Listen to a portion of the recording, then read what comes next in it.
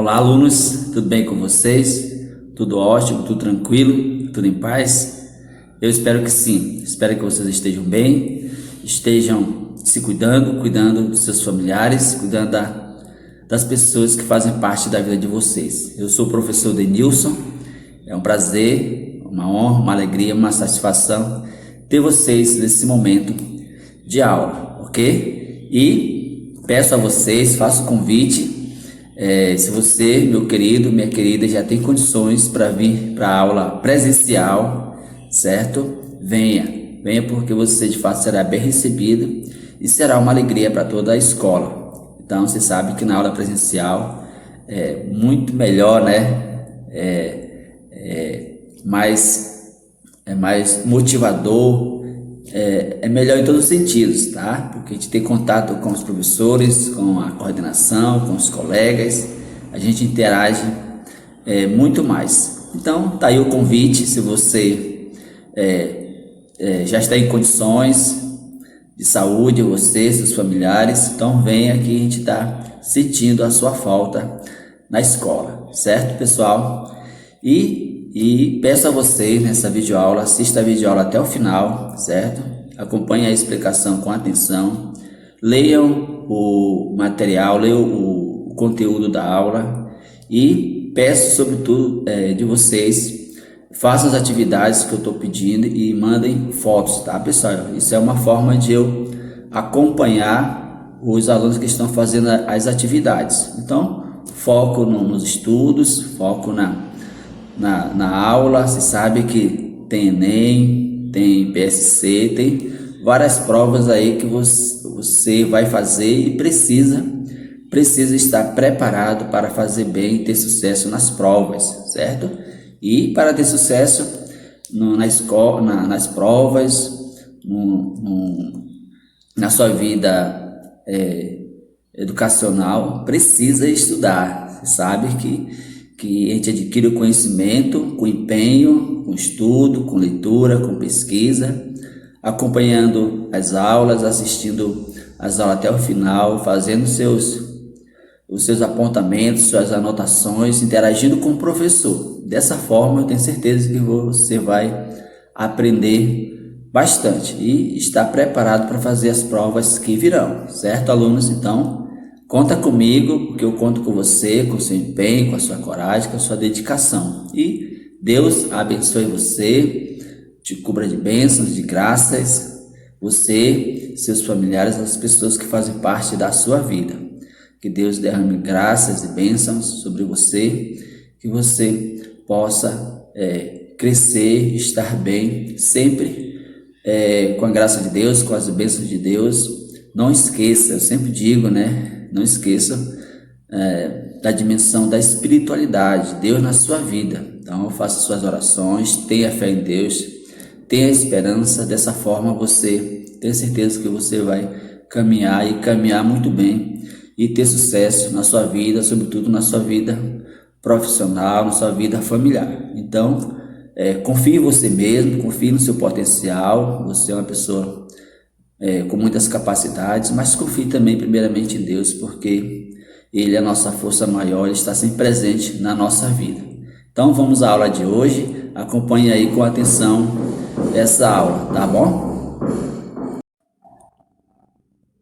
Assunto: o norte para as ações humanas, página 10 a 13. Alunos, por favor, pegue o seu material e vamos começar a nossa aula, a explicação do assunto da aula de hoje, certo? Isso é importante, você estar com o seu material em mãos para destacarmos pontos importantes, certo, alunos? Como vocês bem sabem, né, a gente sempre faz a revisão da última aula, do último assunto estudado. Depois de uma semana, é importante de retomar algumas ideias importantes, né, que é para a gente fixar bem as informações. Então, o assunto da aula anterior foi navegar não é preciso. Parece estranho, né, esse assunto, mas você viu que faz sentido, certo? Acompanhe aí comigo. A realização das grandes navegações indica que Nos séculos XV e XVI, alguns europeus acreditavam na existência de novas terras para além da imensidão do horizonte. Então, acreditavam que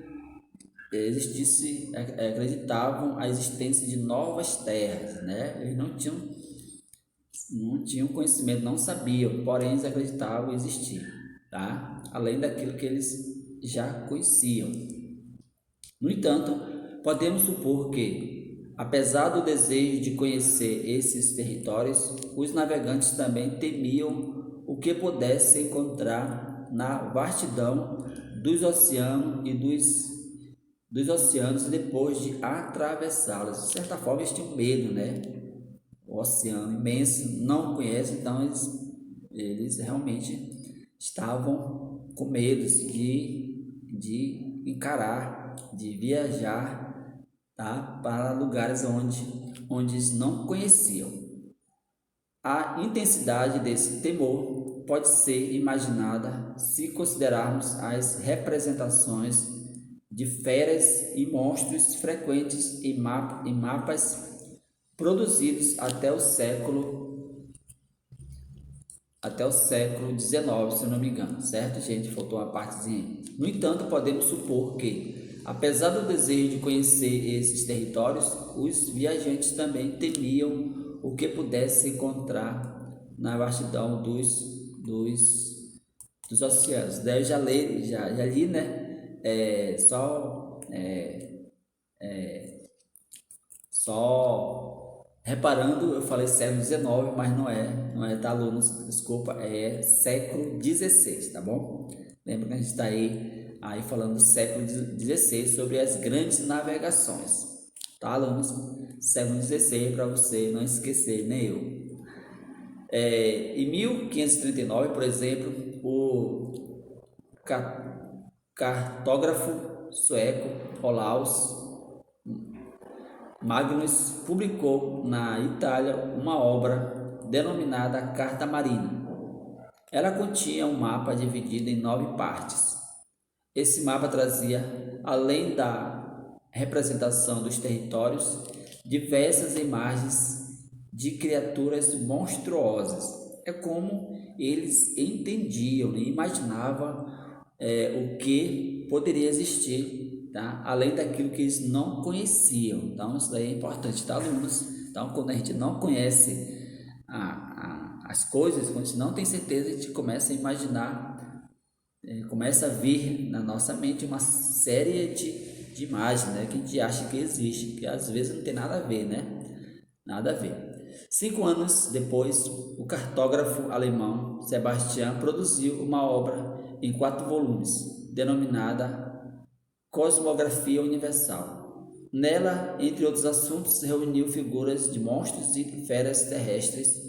Observe a seguir a imagem dessa compilação. Então, você vai ver agora, você já viu, né? Mas vai ver novamente. E compilação, você já sabe o que significa, né?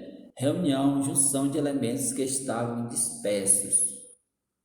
Tá aí uma imagem que está no seu livro para você conferir. Então, isso é o que estava no imaginário das pessoas diante daquilo que eles não conheciam, né? Então, feras, dragões, é o que eles imaginavam existir, além daquilo que eles não conheciam, tá? Depois conheceram, foi diferente, né? Foi bem diferente a realidade diante daquilo que eles imaginavam que existia. Ainda que duvidemos da existência ou das características de alguns seres representados da imagem, é possível compreendermos os sentimentos dos marinheiros no início da modernidade. De fato, pessoal, nesse momento, os marinheiros, era até normal, natural eles terem esses pensamentos de feras, dragões, tá? Porque eles não conheciam, eles tinham pouco conhecimento em relação à ciência, tá? Mas vamos lá. Afinal, o que poderia ser mais amedrontador que o desconhecido? O que pode haver além daquilo que conhecemos? O velho e novas roupagens? Algo absolutamente novo? Ou algo que jamais poderíamos sequer imaginar? Né? Sequer imaginar. Então, várias perguntas, né? Várias indagações a gente faz diante desse contexto. Por outro lado, a vida de cada um de nós pode ser comparada a uma aventura cheia de riscos e empreendida pelos viajantes daquele período. Então, a gente faz uma comparação com a nossa vida. A nossa vida é cheia de riscos, temos medos, temos vários pensamentos, nós criamos às vezes na nossa cabeça vários monstros, né? Várias feras. Tudo a gente pode ter isso na nossa mente, né? A gente pode fazer tudo isso diante daquilo que não conhecemos. Isso porque conhecemos,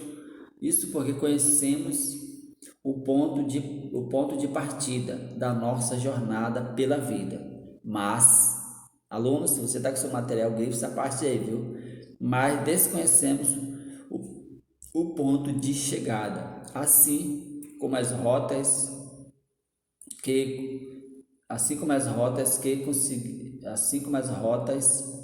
que conseguiremos em nossa viagem e aos percalços que enfrentaremos pelo caminho. Pense nisso durante a leitura do poema apresentado a seguir. Então, eu coloquei só algumas partes do poema, né? Navegar é preciso, e algo que me chamou muita atenção diz o seguinte: viver não é necessário, o que é necessário é criar, tá? Como eu já enfatizei, né? Viver, todo mundo vive, porque Deus nos deu a vida, Deus nos deu a graça da vida.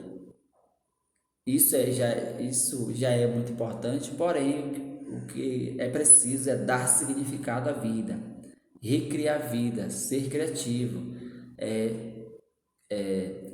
conhecer a realidade a qual nós vivemos e tudo aquilo que nos é oferecido. Então, criar está nesse sentido. Certo, alunos? Vamos lá. Olhar filosófico, né? Então, a gente viu também algumas ideias de Martin Heidegger, certo? No século XX, por exemplo, o filósofo Martin Heidegger refletiu sobre aqueles que considerava os horizontes da existência humana, o tempo de duração finita e o ser de infinitas possibilidades. Esse filósofo optou por investigar nossa existência com base no horizonte do tempo, já que ela é finita, isto é, nossa vida ela é finita, ou seja, limitada pela morte. Então, na visão de Heidegger, de fato né? Nascemos um dia, nós vamos morrer, portanto a nossa vida é limitada pela morte. Tanto que se tornou comum a afirmação de que a morte é a única certeza da vida, destacando que nesta as demais coisas são incertas. A única certeza que temos da nossa vida é que um dia nós vamos deixar de existir. As outras coisas são incertas, né? De fato, é isso mesmo. Pode parecer assustador pensar dessa maneira, em especial se desejamos aproveitar a vida plenamente. Contudo, em sua investigação, Heidegger também considerou o horizonte do ser, formado por infinitas possibilidades de realização. Tá? Assim, concluiu que a existência humana, apesar de finita, pode ser entendida como um vasto campo de possibilidades que se abre para cada um. Então a nossa vida ela é cheia de possibilidades, tá? Nós temos uma vida, nós temos liberdade, nós temos condições. Então nós temos possibilidades, infinitas possibilidades de fazer o que queremos da nossa vida de acordo com o nosso projeto de vida, de acordo com os nossos anseios e desejos. Legal, né? Muito bom esse pensamento, muito bom esse pensamento de Heidegger. De acordo com esse filósofo, ter consciência de que é finito e ainda assim procurar viver da melhor maneira possível é uma característica específica do ser humano. Este está lançado no mundo e aberto para diferentes possibilidades de ser, apesar de sua finitude. Então, apesar de nós entendermos que um dia nós vamos deixar de existir, mas enquanto temos vida, nós temos várias possibilidades de ser, de fazer, enfim, de aproveitar a vida da melhor forma possível. Ok, né? Legal, né? Na caminhada da vida, a cada passo ele se projeta para o futuro, ao mesmo tempo em que constrói seu presente com base nos passos dados anteriormente. Dessa forma, Heidegger definiu o ser humano como aquele que se sabe finito no horizonte do tempo, mas infinito no horizonte do ser, e descreveu o presente como o momento privilegiado de abertura para o encontro do ser, possibilidades, com o tempo, o agora. Então tá aí uma pequena revisão do nosso último assunto. Acredito que deu para você agora compreender melhor as ideias que nós estudamos na aula anterior. Agora vamos para o assunto da aula de hoje. Acompanhe aí com atenção, alunos. O norte para as ações humanas. Vimos que, ao percorrer caminhos desconhecidos, as pessoas podem usar uma bússola para lhes indicar a direção norte e assim orientar a sua trajetória.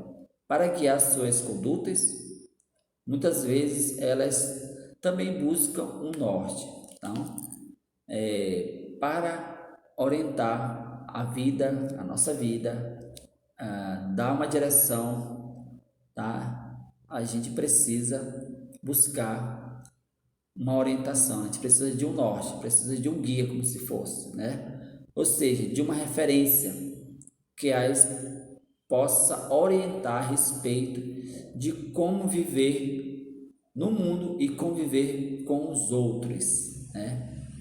Como viver no mundo e como conviver com os outros, tá? Então, existe uma orientação, existe uma direção, existe um caminho para tudo isso, com certeza sim. Vamos lá. Sendo assim, há muito tempo, o bem é apontado como critério para orientar as atitudes individuais. Alunos, se você está com seu material, por favor, destaque tudo isso aí, tá bom, gente? O bem é apontado como critério para orientar as atitudes individuais, tá? Então, buscar sempre o bem é um critério, tá? Para orientar a nossa vida, para direcionar a nossa vida, para nós termos uma referência. Então, o bem como um elemento importante. Legal, né, gente? Muito bom. Continuando, na antiguidade, por exemplo, alguns filósofos compararam a ideia do bem ao sol, por iluminar e guiar as decisões e as ações humanas. Tá aí o sol, uma boa comparação, né? Afinal, com base nessa ideia, pode-se estabelecer socialmente algumas regras de conduta para serem observadas pelos indivíduos. Regras de conduta, escreve esse tema aí, pessoal. O conjunto dessas regras é denominado moral, tá? Então, para direcionar a nossa vida, a gente precisa de algumas condutas morais, éticas, tá? Relacionada às regras, aos valores, às leis que estão aí presentes na nossa vida para nós guiar a nossa vida e ter uma referência, tá? Termos uma direção para onde devemos caminhar, certo? Agora nós vamos falar de dois pensadores, dois filósofos importantes, olhar de filósofo. A moral é um tema bastante discutido ao longo da história e também discutido também no âmbito da filosofia, tá, gente? A moral é um assunto muito presente na filosofia, assim como também a ética, certo, alunos?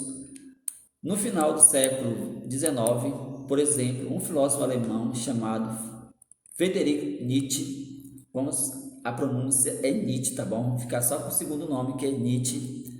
Estudou o pensamento de filósofos da antiguidade que comparavam a ideia do bem ao sol. capaz de iluminar a criação de regras de conduta para compor a moral. Ao refletir sobre essas ideias, ele concluiu que, assim como alguns planetas têm mais de um Sol, as pessoas não, grife aí, pessoal, as pessoas não apresentam uma única moral, mas diversas morais. Então, veja só, com Nietzsche, ele afirma que existe várias morais. Por exemplo, você está na sua casa, com certeza na sua casa seus pais, seus responsáveis, colocam alguns limites para você, algumas regras, faça isso, faça isso, faça isso, não faça isso, não faça isso, né? Alguns horários para você obedecer, tá? É como se tivesse aí, olha, aqui tem essa regra, você precisa direcionar a sua vida, caminhar de acordo com essas regras. Aí na sua casa, você chega na escola, tem outra regra, então é uma outra moral. Aí na sua casa tem uma regra ou regras, uma moral. Lá na escola você vai ver que tem outras regras, então outra moral. Então faz sentido, né? Faz sentido. Mas vamos lá que tem mais coisa para gente ver aí. No entanto, muitos pensadores de diferentes épocas acreditaram na possibilidade de encontrarmos uma regra moral universal. Turma, grife essa parte aí, tá, gente? Regra moral universal. Será que existe uma regra que serve para todos? Sim ou não?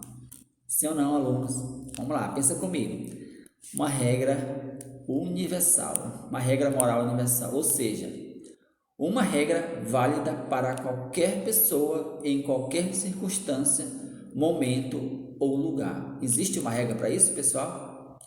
Vamos pensar aí, vamos pensar. Entre eles, destacou-se Immanuel Kant,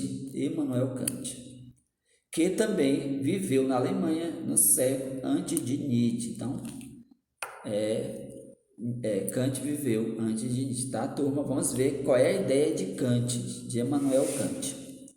Kant afirmou que todo indivíduo deve reconhecer e respeitar a humanidade dos outros, agindo sempre do modo como gostaria que os demais também agissem. Essa era a regra universal apresentada e defendida pelo filósofo. Então, você, em outras palavras, deve se relacionar, tratar os outros como você gostaria que você fosse tratado. Isso pode ser uma regra universal, aluno, sim ou não? Com certeza sim, né? Pode sim ser uma regra universal. Agir em qualquer circunstância com os outros como você gostaria que as pessoas agissem com você. Legal, né? Essa ideia. Na verdade, vem até uma ideia agora aqui na minha mente dos mandamentos da Bíblia, da palavra de Deus, né? Que é amar os outros como a si mesmo, né? Amar o próximo como a si mesmo. Então, olha como isso faz muito sentido. Legal, né? Então, qual é o primeiro mandamento da lei de Deus, né? A gente sabe que amar a Deus sobre todas as coisas. E o segundo, amar o próximo como a si mesmo, né? Então, veja como essas ideias são muito importantes, né?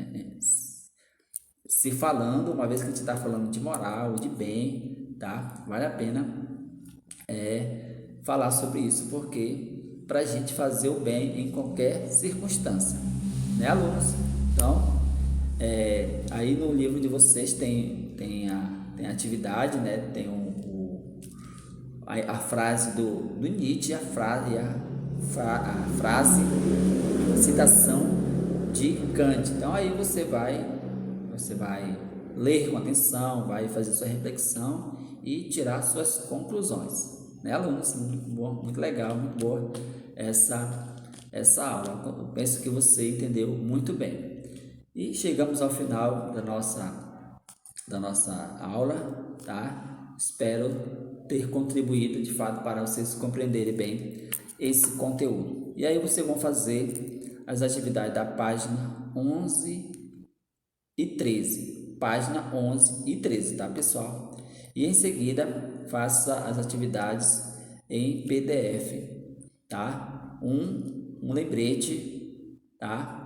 Alunos, façam as suas atividades, tá? A gente já está na página 13, então faça aí. Se você não fez, por favor, faça. Leia com atenção os conteúdos, as questões do livro e faça suas atividades. Terminou de fazer, tirem fotos e envia, tá? Que eu preciso acompanhar se vocês realmente estão fazendo a atividade de vocês, tá? Procurem argumentar bastante nas suas respostas, tá? Precisamos cada vez mais desenvolver a habilidade da escrita, então não tenha medo de errar. Pode escrever à vontade. Gosto que o aluno tenha bastante argumento nas suas respostas, seja as questões do livro e seja as questões do caderno. Todas precisam ser bem respondidas com bons argumentos. Ok, alunos? Tá? Faça isso que você vai deixar o professor muito contente, muito feliz. E também você vou ficar muito feliz com você, tá? Então, por favor, faça essas atividades e enviem fotos para mim.